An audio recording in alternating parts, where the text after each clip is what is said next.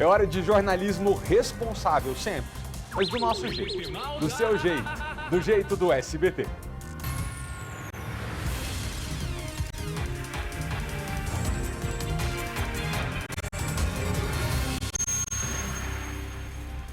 Delivery 24 horas. GDF encerra a restrição de horários para entrega de alimentos. Motoboys poderão trabalhar de madrugada e empresários esperam superar a crise nas vendas. Vacinação dos teens. 17 anos sem comorbidades podem correr para o posto. Kátia Gomes. Pois é, malta, chegou a vez daquela galera que já está louca para tirar a carteira de motorista, conquistar a independência, mas ainda não pode.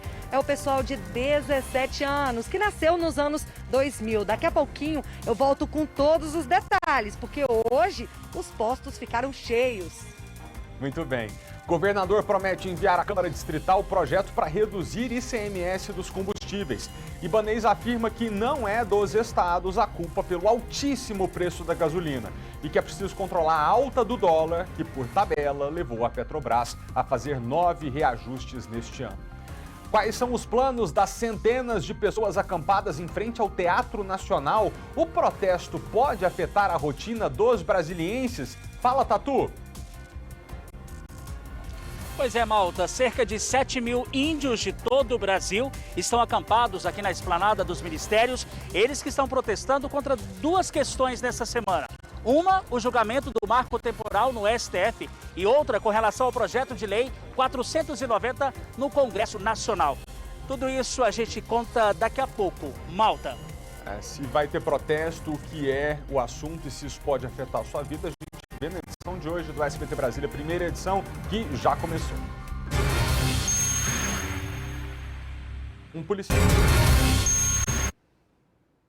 Um policial militar, o sargento Lucas Lima, fez um ato de bravura que impediu uma tragédia.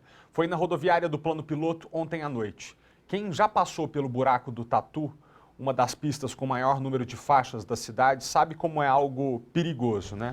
Pois essa mulher que você vê na tela agora, que não teve a identidade revelada, estava prestes a pular, que provavelmente levaria à morte. Esse sargento da Polícia Militar ficou conversando com ela por vários minutos, tentando convencê-la de sair dali. Quando ela se distrai, veja, é nesse momento. Ele pula a proteção de metal e puxa a mulher para um lugar seguro, longe do vão, e começa, junto de outros policiais, a acalmá-la. A gente deixa aqui para você que está em casa um alerta para qualquer pessoa que esteja passando por um período difícil. Não se envergonhe de buscar ajuda especializada, tá? Para não chegar a esse ponto de colocar sua vida em risco, em perigo. Sua vida vale muito. Um dos serviços gratuitos que você pode ligar para conversar, caso se sinta assim, é o Centro de Valorização da Vida, o CVV. O serviço funciona 24 horas por dia e o número está na tela para você, é 188. Obrigado a esse policial militar que preservou essa vida no centro da nossa cidade. Também ali naquela região, um acampamento no meio da esplanada tem chamado a atenção de quem passa por ali. Será que é planejamento para o protesto de 7 de setembro? O que está acontecendo? Quem passa por ali fica na dúvida, mas o repórter Paulo Vitor Tatuzinho explica tudo pra gente ao vivo. Fala, Tatu! Oi, Felipe. Pois é, boa tarde para você, a todos ligados agora no SBT 1, aqui no DF, também no entorno. Pois é, a gente fala ao vivo aqui nesse acampamento indígena, né, com cerca de 7 mil índios vindos de todas as partes do país, principalmente da Bahia, que são muitos índios da Bahia, cerca de 1.000 índios do estado da Bahia. Eles estão acampados aqui porque essa semana para eles acreditam que seja uma semana decisiva. Uma que deve ser votado amanhã no STF, o Supremo Tribunal Federal, a questão do marco temporal. O que é esse marco temporal, Felipe?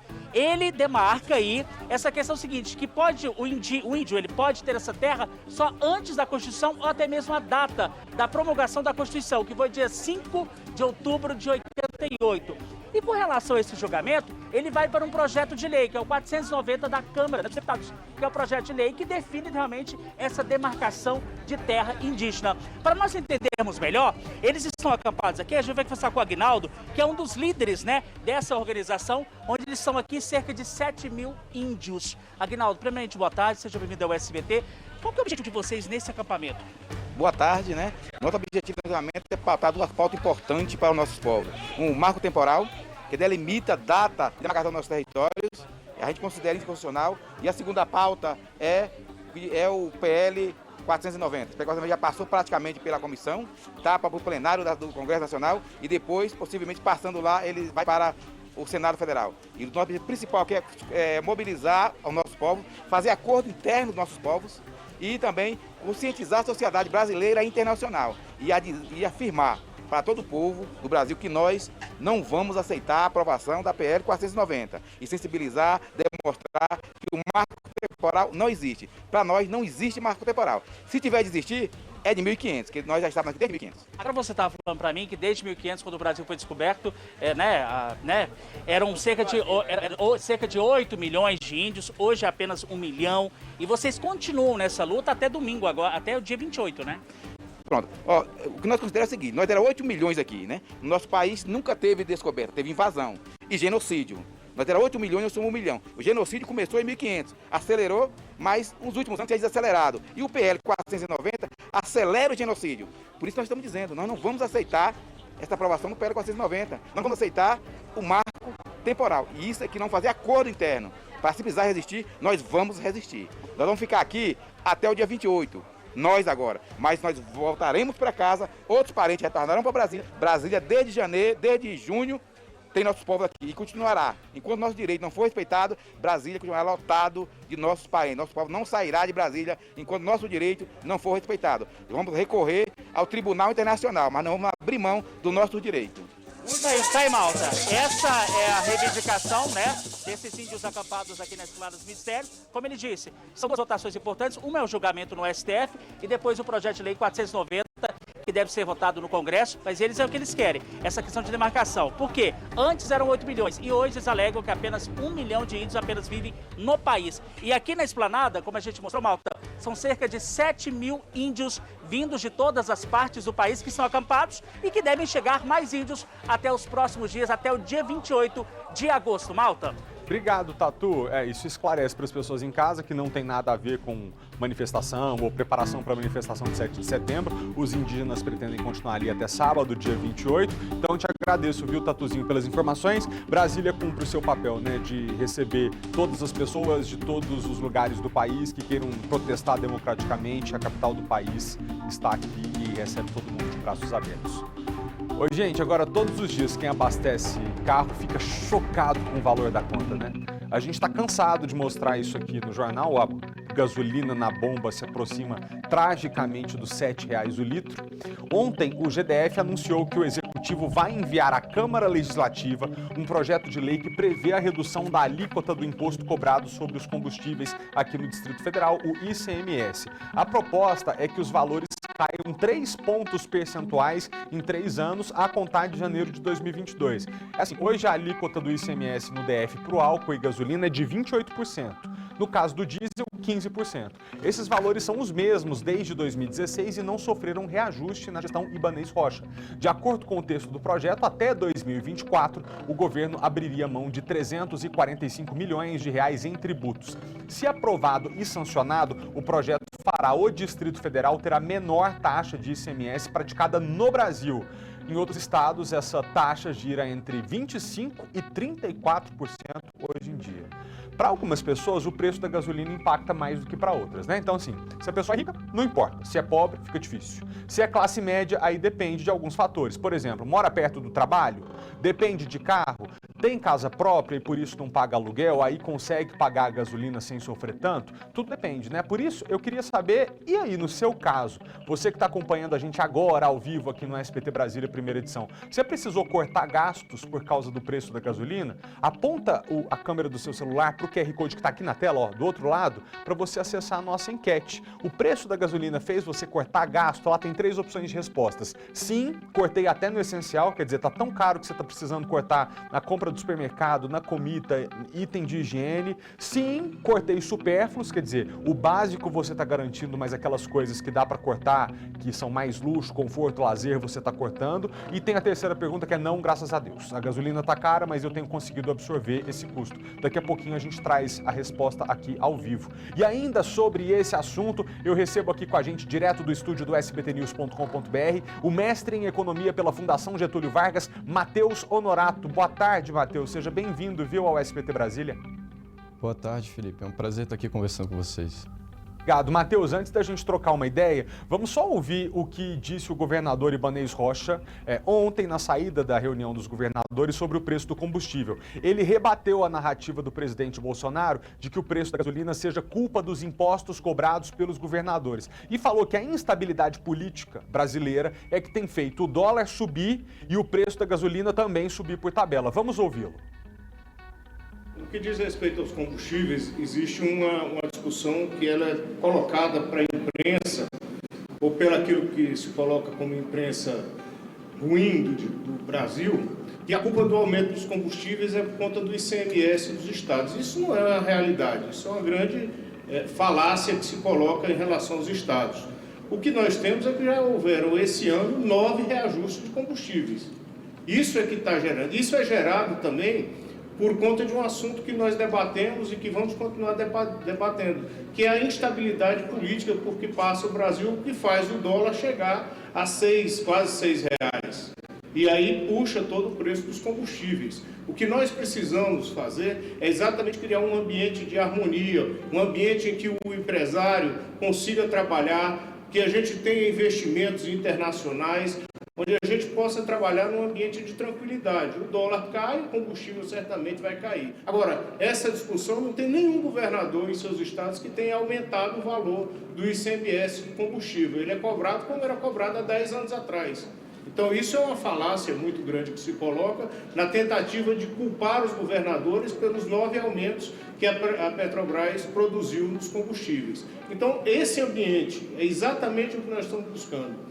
É que esse ambiente onde se tenta impingir aos outros a culpa daquilo que está acontecendo, que é exatamente a instabilidade econômica pelo que o Brasil passa, que o que levou o dólar a quase 6 reais, é exatamente esse ambiente que nós temos que dissipar. Nós temos que ter um ambiente, mesmo com as diversidades políticas, mas um ambiente de normalidade institucional, para que a gente possa ter a queda do preço do dólar e a gente volte a ter a normalidade do preço dos combustíveis. Ô, Matheus, o que o governador está dizendo é o seguinte: o Brasil está uma bagunça, as maiores autoridades do país não se entendem, isso causa instabilidade, faz o dólar disparar e, por isso, a gasolina aumenta. Essa análise, na sua opinião, procede? Sim, Felipe, procede. De fato, o risco político-institucional no Brasil tem aumentado bastante esse ano.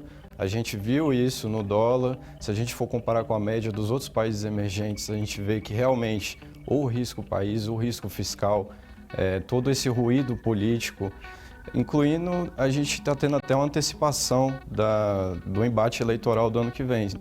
Então isso tudo contribui para valorizar o dólar frente ao real. Consequentemente, como a gente importa muita coisa, de fato afeta os preços aqui dentro, não só da gasolina e dos combustíveis. Então, a começar uma estabilidade política, harmonia entre os poderes, todo mundo fazendo sua parte, já ajudaria o mercado internacional, os investidores a se acalmarem, entenderem que o Brasil não impõe risco maior do que o que deveria e, por isso, poderia não ter tanta pressão no câmbio e o dólar cairia, o que faria a gasolina cair também?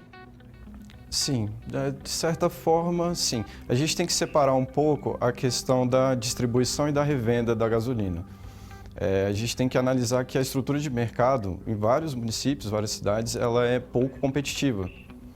Então, a gente precisa, para reduzir o preço da gasolina, não só dessa questão da redução do risco político, mas também de mais competição no setor, investimentos na área, regras claras para o jogo e estabilidade. No caso, o que o senhor diz é que existem poucos estabelecimentos que vendem gasolina, isso dificulta a concorrência entre eles? Em alguns lugares, sim. Para terminar, Matheus, você havia comentado com a gente que a estiagem também, né, a falta de chuva no país, por mais que isso não tenha relação direta com a gasolina, mas também acaba entrando num processo que leva à alta de combustível. Você explica para a gente? Sim, como a nossa matriz energética é muito dependente de hidrelétricas, quando chega um momento que tem pouca chuva, como está sendo agora, já há alguns meses, a gente acaba dependendo da energia das termoelétricas, que usa combustíveis fósseis, acaba aumentando a pressão de demanda e com isso pressiona ainda mais o preço. dos petróleos e derivados. Tá certo. Matheus, muito obrigado pela sua participação. Entendemos, né, gente? Tem dólar aí entrando na conta da gasolina ficando mais caro e principalmente instabilidade política. É um pedindo impeachment do ministro do Supremo, aí o outro fala que não vai ter eleição no ano que vem se não tiver voto impresso. É cada coisa que está acontecendo. Os poderes precisam realmente entrar em paz. Obrigado, Matheus, pela participação. Vamos ver rapidamente o que o pessoal de casa disse com relação ao preço, de que forma tem afetado as pessoas. Olha, 65% dos nossos telespectadores nesse momento dizem que sim, cortaram até no essencial. Até no essencial. Ali tá até não essencial, mas é até no essencial. Ou seja, precisaram cortar na comida, nos gastos, na energia elétrica, no item de higiene, no supermercado. 25%, 1 de cada 4 telespectadores dizem que cortaram nos gastos supérfluos. Ou seja, lazer, roupa, brusinha, né? Deixando de comprar para poder pagar a gasolina. E 1 de cada 10 são abençoados, estão ganhando muito dinheiro. 11% dos nossos telespectadores estão conseguindo absorver o gasto da gasolina sem prejudicar outras compras. Eu mesmo, olha, eu não dependo tanto assim, moro perto daqui, então assim, é 100, 200 reais a mais no fim do mês, que graças a Deus não me faz tanta falta. Mas para muita gente a situação está complicada, né? Então a gente realmente precisa encontrar uma solução logo para isso, porque tem muita família, como a gente viu, 60% dos nossos telespectadores agora cortando até no essencial por conta do preço da gasolina. Ainda a pandemia fez muita gente quebrar e levou outros tantos a se reinventarem. Com o desemprego em alta, se tornar o próprio patrão acabou sendo o caminho para muitos brasilienses. Quem não gosta de dar um trato daqueles no visual? Se o lugar for bonito e agradável, é melhor ainda. Inaugurado há 2 meses, este centro de estética em Samambaia oferece, além dos serviços de manicure, pedicure, massagem, depilação e design de sobrancelha, um cantinho onde os clientes conseguem saborear um delicioso café especial. Eu provei e garanto que o sabor é incrível. Tem cliente que vem fazer e às vezes não quer nem ir embora, né? Senta e conversa horas e horas. Então a nossa ideia foi essa, de abrirmos um espaço onde pudéssemos acolher as pessoas, principalmente por conta da pandemia, onde as pessoas já estavam muito presas dentro de casa. A cafeteria foi pensada também como um espaço para eventos. Ele pode ser alugado para reuniões de trabalho ou encontros corporativos, por exemplo. Já temos uma procura muito grande. A ideia da cafeteria também foi isso, de você acolher as pessoas. Eu não vim só tomar um café, né? Eu vim tomar um café e ter uma experiência diferente. De auxiliar administrativo à dona do próprio negócio. A Nilen e mais 2 sócias enfrentaram a pandemia da Covid-19 e depositaram um sonho de uma vida inteira na empresa. Frio na barriga? É claro que bateu, mas elas decidiram apostar. Esse medo, eu te confesso que eu tive, né? Mas eu falei, vamos arriscar e seja o que Deus quiser, né? Mas graças a Deus está indo tudo bem. Esta loja de roupas femininas também surgiu em meio à crise sanitária. Frases como "onde está a sua força" e "seja a própria luz" estampam as camisas dessa marca brasiliense. A empresa surgiu com a ideia de fortalecer o empoderamento feminino. A gente enfrentou vários desafios para tirar essa marca, esse sonho do papel. A primeira coisa foi lidar com a distância, porque conseguir se juntar, fazer toda a reunião à distância, as sócias que a gente nem se conhecia antes direito, né? Então foi um desafio muito grande. Lidar com a falta de matéria-prima e o aumento de preços em todos os fornecedores. Dados da Junta Comercial do DF mostram que mais empresas abriram no DF do que fecharam as portas durante a pandemia. No ano passado, surgiram 62.596 lojas, enquanto 20.067 não resistiram à crise. Este ano, no primeiro semestre, mais de 28 mil empresas começaram a funcionar, contra quase 10 mil que extinguiram.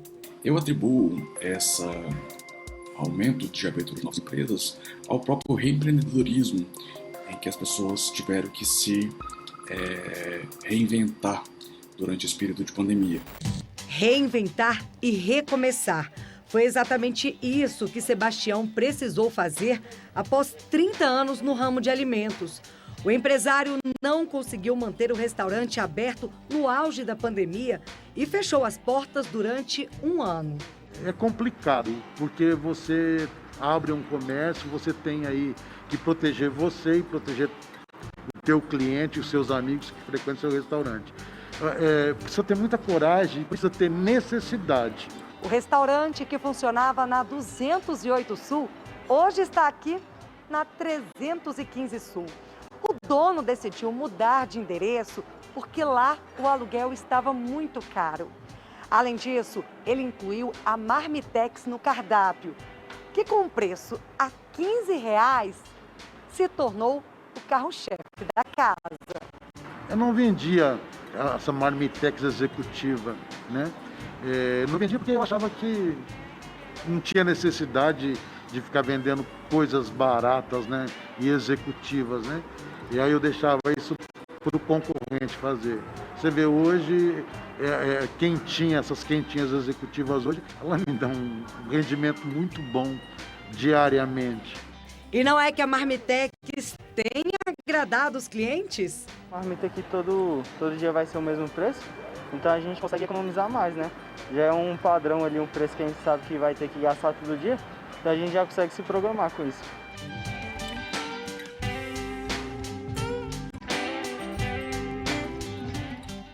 Falando em comida e entrega, outro anúncio do GDF foi a ampliação do horário de funcionamento dos serviços de entrega e drive-thru nos restaurantes da cidade. A partir de hoje, esses estabelecimentos podem prestar o serviço sem limite de horário, inclusive de madrugada. As medidas foram divulgadas em coletiva pelo chefe da Casa Civil, Gustavo Rocha. Segundo o secretário, elas começam hoje, a partir do decreto publicado no Diário Oficial. A limitação de meia-noite e 1h da manhã deixa de existir e os estabelecimentos poderão regularmente oferecer esse serviço além desse horário, sem a limitação de hora. As restrições para os comerciantes foram impostas em 28 de fevereiro por causa da alta nos casos de Covid-19 no DF. O horário de funcionamento vem sendo flexibilizado gradualmente nos últimos meses e agora volta a funcionar como antes da pandemia, sem limite de horário. Para este empresário, a mudança vem em boa hora. Quando a vida voltar ao normal, as pessoas vão sentindo mais segurança e a gente pode caminhar para um futuro melhor. A regra também vale para os bares que oferecem delivery, mas a venda de bebidas alcoólicas permanece proibida após a meia-noite, mesmo horário em que os estabelecimentos devem encerrar o atendimento presencial, como já havia feito. A gente sabe que vai alavancar as vendas, a gente sabe que vai melhorar um pouquinho no final do mês aí também para esse empresário que está há bastante tempo aí sem render, né? Então qualquer melhoria, qualquer aumento de produção e de venda vai ser bem-vindo para esse empresário que está buscando de alguma forma sobreviver. Deixa eu mostrar para você agora algumas imagens que todo mundo sabe que se repetem, mas que nem por isso deixam de nos causar indignação cada vez que a gente vê. É mais uma denúncia de descaso no atendimento do Hospital de Base do Distrito Federal. Dessa vez, um paciente revoltado com as equipes que trabalham na ala de ortopedia do maior hospital público do Distrito Federal. Estou aqui internado aqui no Hospital de Base já há 12 dias, entendeu? Eu acho que da maneira que eles querem tratar pessoas que estão aqui numa situação desagradável pelo fato de estar sentindo dor, o fato de estar numa situação inferior, dependente deles, eles acham que tem um rei na barriga, entendeu? Funcionários que se dizem formados na área da educação da saúde, tratarem a gente com tamanha negligência, entendeu? E ficar anotando e fazendo as mesmas perguntas todo dia, sabe? Empurrando a gente com a barriga, achando que a gente é tolo, a gente se sente realmente para baixo. Falam para a gente ir na ouvidoria, a ouvidoria fala que é só daqui 20 dias. Daqui 20 dias, moço, eu já estou deficiente. Entendeu? Eu estou procurando uma resposta imediata, um uso imediato, porque se as cirurgias estivessem de acordo, se o prontuário médico, a escala médica estivesse de acordo com o hospital que tem de tamanha proporção, eu tenho certeza que tudo estaria correndo pelo menos diferente. É isso que a gente pede, esse grito de socorro, pedindo para quem a gente tem ajuda, porque não tem ninguém por nós, não tem governador, não tem governo, não tem nada. Então, por favor, isso é um pedido de socorro. Minha irmã namora um rapaz que é português e vez ou outra ele vem aqui para o Brasil, está acostumado com a minha família, com os nossos amigos e tal, e um dia ele perguntou assim, nossa, mas por que vocês brasileiros falam tanto de dinheiro, né? Ficam tão preocupados com o emprego, se vai ganhar quanto hoje, quanto mês que vem? Eu olhei para a cara dele e falei assim, meu amigo, aqui a gente preocupa com dinheiro porque no Brasil ser pobre significa que você vai ser... vão retirar de você toda a dignidade. Ser pobre no Brasil não é igual ser pobre na Europa, que você ainda vai ter acesso a uma educação de qualidade, a uma segurança, a uma saúde minimamente decente. Aqui no Brasil, quando você é pobre, o negócio é difícil. E tá aí esse rapaz para provar, tá com medo de ficar deficiente, tamanha negligência com que tratam ele no hospital. A nossa equipe entrou em contato com o IGES-DF, que é responsável pelo hospital de base, mas o Instituto não respondeu às nossas perguntas sobre a situação desses pacientes. Muito bem, começou a vacinação para os adolescentes de 17 anos de idade para a Covid-19, com doses da Pfizer, que é a única aprovada pela Anvisa para essa faixa etária, em 30 pontos de vacinação no Distrito Federal. A Kátia Gomes está em um desses pontos. Catinha, com você. Adorei seu sotaque, Malta.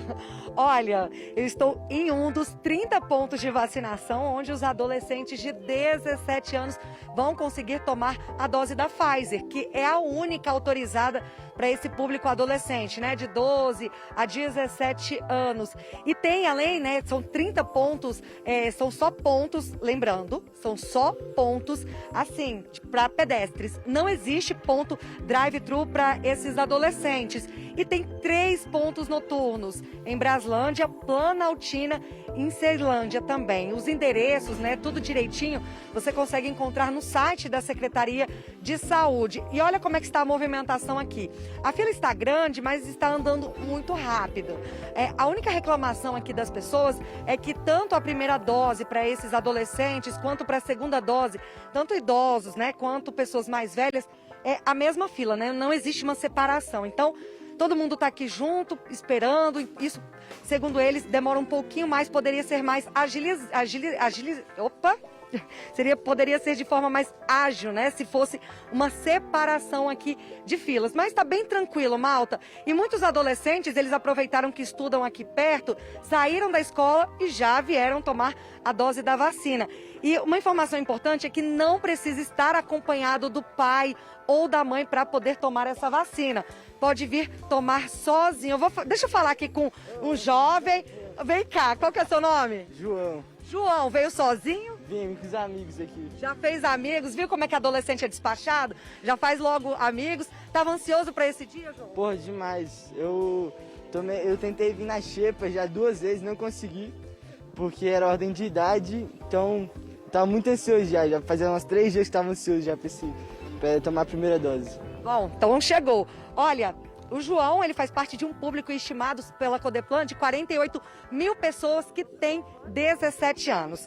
Uma outra informação importante também, passada pelo GDF, é que eles vão antecipar, né, já antecipou, na verdade, a segunda dose da Pfizer para quem precisa tomar até o dia 3 de setembro, semana que vem, né? Então, quem está marcado já pode procurar um posto e tomar a segunda dose da vacina, Malta. Excelente, Catinha, muito obrigado. Não pode drive-thru porque o menino de 17 anos, se está dirigindo, alguma coisa está errada. Não, claro que alguém poderia levar, né? Mas só nos postos com vacinação tradicional. Um abraço para todos vocês, jovens, 17 anos, quase na maioridade, estão aí demonstrando terem muita consciência e buscando essa vacina que vai nos salvar da pandemia muito em breve, se Deus quiser. Obrigado, Kátia, pelas informações. Estamos de volta. Uma mulher haitiana que vive aqui no Distrito Federal contou para nossa equipe o drama de ter que acompanhar de longe as notícias sobre o terremoto que atingiu mais uma vez o Haiti há cerca de uma semana. Para ajudar nas buscas por desaparecidos, 32 bombeiros brasileiros, 24 aqui do Distrito Federal, deixaram Brasília ontem e já desembarcaram na ilha. Os destroços mostram a força do terremoto que abalou o Haiti no dia 14 de agosto. Os tremores atingiram principalmente a parte sul do país. Deixaram mais de 53 mil casas destruídas e cerca de 77 mil danificadas. Neste ano, Porto Príncipe não foi o epicentro do terremoto, mas este brasileiro que vive no país conta que mesmo longe, o abalo foi sentido por quem estava na capital do Haiti. Aqui chegamos a sentir o terremoto, algumas pessoas chegaram até a correr para baixo da cama, para fora da casa, aconteceu. Senti bem pouco, porque eu estava em cima da cama, talvez ela amorteceu, e logo em seguida as pessoas já saíram procurando informação e já tentando até apoiar as pessoas de lá, porque rapidamente a informação chegou aqui de que foi terrível por lá, né? Nadine já passou por um terremoto. Em 2010, ela morava em Porto Príncipe, quando o Haiti foi devastado pela força da natureza. Na época, perdeu tudo e nem mesmo a família acreditou que ela tivesse sobrevivido. A minha família estava na República Dominicana, eles iam entrar no Haiti para vir no meu enterro. Aí quando a minha família ouviu que eu estava viva, aí eles ficaram bem felizes. De acordo com as autoridades haitianas, o país já registra mais de 2.200 mortos por causa da tragédia climática da última semana. São mais de 12 mil pessoas feridas e pelo menos 344 ainda estão desaparecidas. Para ajudar nas buscas, 24 bombeiros deixaram Brasília neste domingo e já estão no Haiti. Por causa da situação complicada, diversos países têm enviado ajuda humanitária para o país caribenho. Junto aos militares, o Ministério da Defesa mandou cerca de 7 toneladas de materiais de emergência. Além disso, a aeronave levou 3 toneladas de medicamentos. Este cientista político reforça o quanto é importante que os recursos cheguem nas mãos de quem realmente precisa. Então a gente está numa situação de bastante indefinição também política dentro do país. Esse envio de mantimentos, ele também sofre, às vezes, a atuação de grupos armados dentro do próprio país que não permitem que esses mantimentos cheguem até o sudoeste do país, por exemplo. Então a própria ONU tem estabelecido um corredor humanitário para poder contar com a colaboração da população e poder fazer com que esses mantimentos cheguem realmente ao local de destino, né, e auxiliem essa população tão sofrida. Nadine, a haitiana que mora em Brasília desde 2013, torce à distância para todos que vivem no Haiti. Primeiro é agradecer em nome de todos os haitianos que estão sofrendo e depois é pedir para eles que essa ajuda consiga chegar na mão das pessoas que estão precisando. É isso. A Polícia Federal fez uma operação na manhã de hoje para apurar indícios de corrupção e tráfico de influência no Departamento Nacional de Infraestrutura de Transportes, o DENIT. Ao todo, os agentes cumprem 14 mandados de busca e apreensão em Goiás, Tocantins, São Paulo e no Distrito Federal, pela operação que foi chamada de DAIA. O diretor de Infraestrutura Ferroviária do DENIT, Marcelo Almeida Pinheiro Chagas, é um dos alvos da investigação. No prédio do órgão aqui no setor de Alphaville Norte, os investigadores buscaram documentos e saíram com computadores e malotes. As investigações apontam que lobistas atuavam para favorecer uma empresa junto ao departamento. A Justiça Federal bloqueou os bens dos envolvidos, que também incluem servidores públicos. Pelas redes sociais, o ministro da Infraestrutura, Tarcísio Gomes de Freitas, declarou que a operação foi feita em parceria com a Subsecretaria de Conformidade e Integridade. Agora uma outra operação da Polícia Federal, mas para falar dessa a gente aciona os nossos colegas no Rio de Janeiro. Na manhã de hoje, os policiais apreenderam mais de 200 quilos de cocaína, 14 carros de luxo, 6 imóveis de alto padrão e R$827 mil em dinheiro vivo, em uma das maiores operações contra o tráfico internacional. Lucas Madureira fala com a gente direto do Rio de Janeiro. Oi, Lucas, é contigo. Oi, Felipe, boa tarde para você, boa tarde a todos que acompanham ao SBT Brasília, a primeira edição. Pois é, ao todo foram cumpridos 12 mandados de prisão e 15 de busca e apreensão. Esses mandados de prisão foram cumpridos aqui no Rio de Janeiro e também no Espírito Santo contra suspeitos de integrar uma quadrilha que atuava no tráfico internacional de drogas. Aqui no Rio de Janeiro foram presas 8 pessoas e no Espírito Santo outras 4. De acordo com as investigações da Polícia Federal, essa quadrilha atuava em 2 frentes, aqui no Rio e também no Espírito Santo. Como é que funcionava esse esquema criminoso? Eles enviavam as drogas, os traficantes, daqui do Rio, através de pequenas embarcações, eles se disfarçavam de pescadores e usavam até mergulhadores também para fazerem o transporte dessas drogas para o Espírito Santo. De lá, de Guarapari, eles enviavam os entorpecentes para o maior porto marítimo da Europa, que fica na Holanda. A Polícia Federal, portanto, cumpriu esses mandados de prisão e de busca e apreensão. E durante essa operação, os agentes apreenderam mais de R$800 mil em espécie, além de mais de 200 quilos de pasta base de cocaína, além de 14 carros de luxo. Ainda segundo a Polícia Federal, 6 imóveis de alto padrão também foram bloqueados judicialmente. A gente fala ao vivo aqui da sede da Polícia Federal no Rio de Janeiro, para onde foram trazidos esses presos. Essa operação teve duração de 2 anos, foi deflagrada na manhã desta terça-feira e a Polícia Federal classifica que tenha sido uma operação de sucesso, já que todos os 12 alvos foram presos hoje. Volto com você, Felipe. Obrigado, Lucas Madureira, do Rio de Janeiro. Obrigado pela excelente participação, sempre bem-vindo aqui em Brasília. Agora vem cá, gente, vamos contar um exemplo de persistência e dedicação até para inspirar você que está em casa. Com apenas 16 anos, um estudante do Gama conseguiu ser aprovado num concurso público, 16 anos, hein? Vencendo uma concorrência de quase 800 candidatos por vaga. Na verdade, não estou acreditando até agora, né? Minha vida virou de ponta cabeça com a aprovação. Fui abençoado, né, por Deus. Nunca é cedo demais para investir em um sonho. Foi pensando dessa forma que, aos 16 anos, o Wendel foi aprovado na primeira fase do concurso para agente federal de execução penal, que inclui as provas objetiva e de redação. O jovem estudante de escola pública admite que não acreditava no resultado quando começou a preparação para o exame. Meados de 2020, comecinho do ano. Quando meu irmão me veio com a proposta de estudar para o concurso do IBGE, do Censo, e logo após esse concurso do IBGE veio o concurso do DEPEN. Aí o meu segundo irmão mais velho sabia que eu tinha essa vontade de me tornar um policial. Aí veio, como eu posso falar, uma oportunidade muito grande, né? Este ano, o concurso do Departamento Penitenciário Federal registrou um total de 174 mil inscritos para as provas destinadas ao nível médio. No caso de Wendel, eram 220 vagas, com uma concorrência de quase 800 candidatos por vaga. Mesmo com a pouca idade e sem ter terminado o terceiro ano, ele passou em 25º lugar.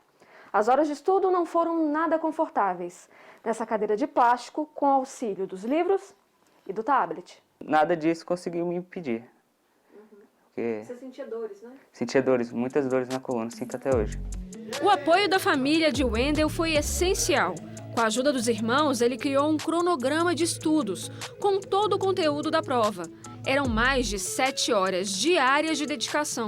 Quando a notícia da aprovação chegou, o orgulho tomou conta da casa. Ficou surpreso pela pouca idade, por um concurso que teve 170 mil inscritos, uma concorrência altíssima, super bem qualificada, um concurso federal. E foi uma surpresa muito grande. O cursinho preparatório para concurso público também ajudou. Para esse professor, a sede de conhecimento do jovem era notável durante as aulas. Eu acompanhei ele por vários meses antes dessa aprovação na Polícia Penal Federal, no Departamento Penitenciário Federal, pois, sobretudo, ele sempre perguntava, tirava dúvidas comigo, tanto nas aulas online quanto nos aplicativos aqui de conversas. O Wendel já garantiu a prova teórica, mas precisa passar pelas outras etapas do concurso. O problema é que, segundo a Constituição Federal, apenas candidatos acima de 18 anos podem tomar posse.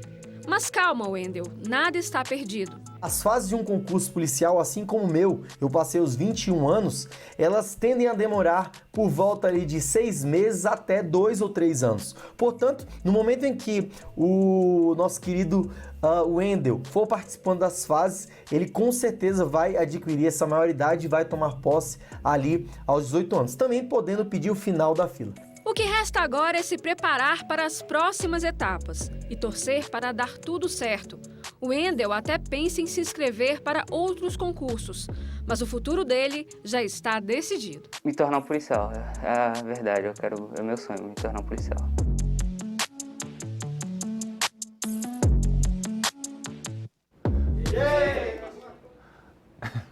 Não, gente, eu tô desolado de ter que falar isso aqui.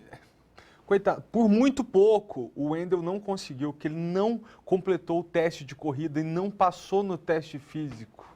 Mas o fato de você ter superado as provas objetivas e discursivas é uma grande vitória. Eu tenho certeza que a sua aprovação vem logo. A advogada Isabela Bueno de Souza se tornou ré por injúria racial contra uma colega advogada. Esse caso foi em janeiro deste ano, em um grupo com cerca de 200 advogados de Brasília no WhatsApp. A Isabela teria enviado emojis de bananas se referindo à colega Tairane da Silva, apóstolo evangelista, que é negra. Nas mensagens, Tairane diz que não entendeu e então a colega responde: reserva de pensamento, pensei alto. E pede desculpas em inglês, faz sorry. A discussão continuou, algumas pessoas se revoltaram e até saíram do grupo. Em seguida, a vítima, a Tairane, registrou o boletim de ocorrência e afirmou que a banana tem relação com macaco. Até comissões da Ordem dos Advogados do Distrito Federal repudiaram os insultos racistas, embora a advogada que se tornou ré tenha alegado que mandou a banana não para falar que a colega era macaca, e sim uma pessoa mole. Na mesma decisão em que acolhe a denúncia que tornou a advogada ré, o juiz Wellington da Silva Medeiros também recusou a decretação de sigilo na tramitação desse processo. E agora futebol. Hoje o SBT transmite a partir de 15 para as 4 da tarde mais uma partida decisiva da Liga dos Campeões da Europa. PSV e Benfica definem quem segue para a milionária fase de grupos desse torneio europeu. País do PSV, a Holanda é apaixonada por nós, pelos brasileiros, porque 2 dos nossos maiores craques viveram e jogaram lá. Bem-vindos a Eindhoven, sul da Holanda. Ainda é verão por aqui. Bares e ruas ficam animados. Em Eindhoven também tem espaço para um outro idioma que parece ser local e que te dá as boas-vindas logo na entrada do estádio Philips, seja com Ronaldo ou Romário. Brasileiros que brilharam com a camisa do time holandês e que deixaram saudades. O Romário foi o primeiro. Sander é holandês, casado com uma portuguesa, e eles são os pais do Miguel, de 13 anos. Para o duelo desta terça-feira entre PSV e Benfica, válido pelos play-offs da Liga dos Campeões, o coração do menino anda dividido. E apesar de não ter vivido a época de glória do clube, ele mostra que entende da história, mas discorda do pai, o Ronaldo. O PSV Eindhoven é o clube da Europa onde Romário atuou por mais tempo. Ao todo foram 5 temporadas. E aqui deixou números expressivos, como 165 gols marcados em 167 jogos. Além disso, foi o responsável na conquista do tricampeonato holandês. Mas o legado de Romário foi ter aberto as portas para a chegada de outros jogadores do país. No atual elenco, são 2 brasileiros. Um deles é zagueiro e capitão. E já começa a escrever a sua história no clube holandês. Na Alemanha, André Ramalho jogou por 10 temporadas. No PSV, chegou no ano passado. É pelo fato, sim, de eu ser brasileiro, pelo fato do histórico de brasileiros, não só pelos jogadores que passaram aqui, mas não eram só ótimos jogadores, como ótimas pessoas também. Para seguir na Liga dos Campeões, o PSV precisará reverter a vantagem do Benfica, que venceu o primeiro jogo por 2-1. O Benfica, do conhecido técnico Jorge Jesus, tem a vantagem do empate para avançar à fase de grupos da Champions League e tentar melhorar o retrospecto recente, quando ficou bem abaixo do esperado. Algum tem que ficar de fora e nós sentimos que temos muitas condições para continuar, mas também sabemos que o adversário é um adversário forte. A Eindhoven se prepara para mais uma noite de fortes emoções.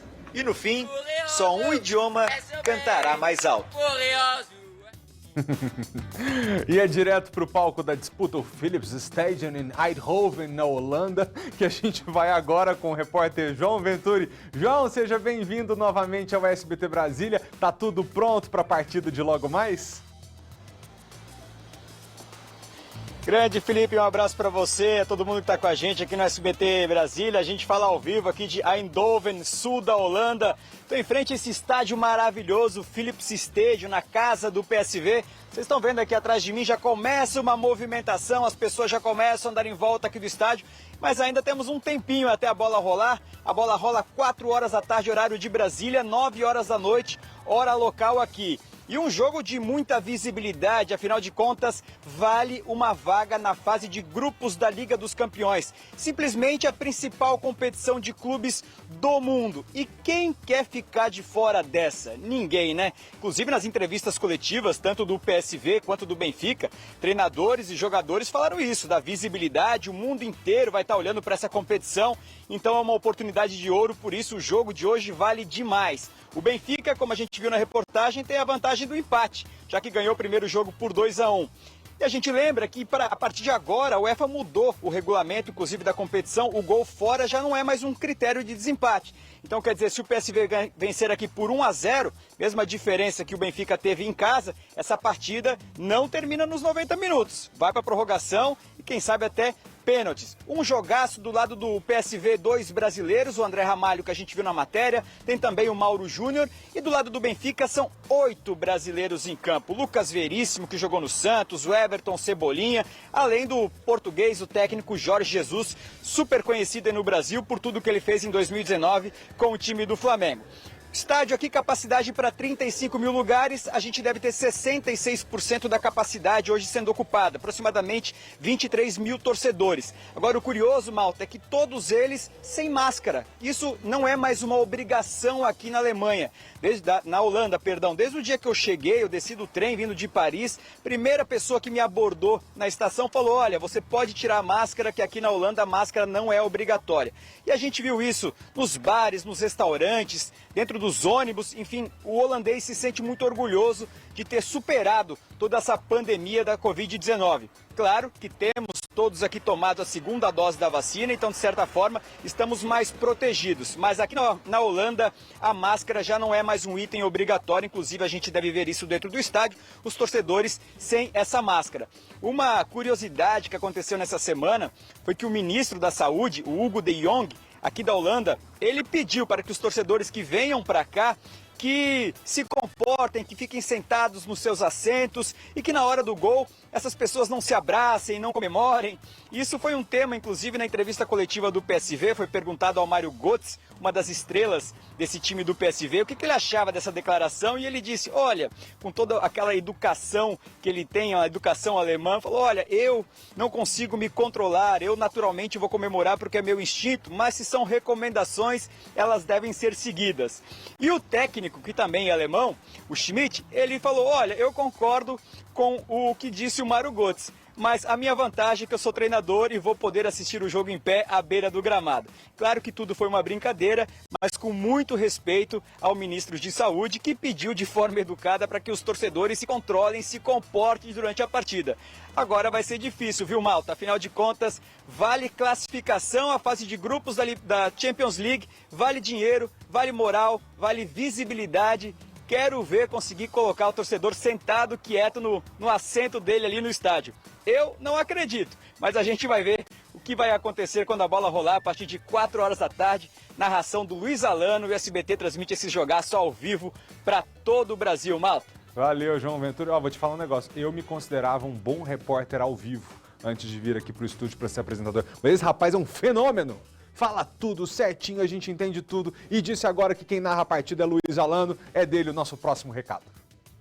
Amigos, Luiz Alano na área fazendo um convite especial para você. Hoje é dia de Liga dos Campeões da Europa aqui na tela do SBT. A partir de 15 para as 4 da tarde, o duelo entre PSV Eindhoven da Holanda contra o Benfica de Portugal, valendo uma vaga para a fase de grupos da Liga dos Campeões da Europa. Benfica do técnico Jorge Jesus, conhecido do público brasileiro, ex-técnico multicampeão do Flamengo e de jogadores brasileiros conhecidos como Lucas Veríssimo, ex-Santos, e Everton Cebolinha, ex-atacante do Grêmio. O PSV da Holanda, time que revelou Ronaldo e Romário para o público europeu. Você é nosso convidado. Estarei na transmissão com a Nadine Bastos, com Mauro César Pereira e com o João Venturi. Hashtag Liga no SBT. É 15 para as 4 da tarde. O nosso jornal está acabando. Até amanhã, 15 para o meio-dia. Estouramos o tempo. Tchau. Felipe Malta!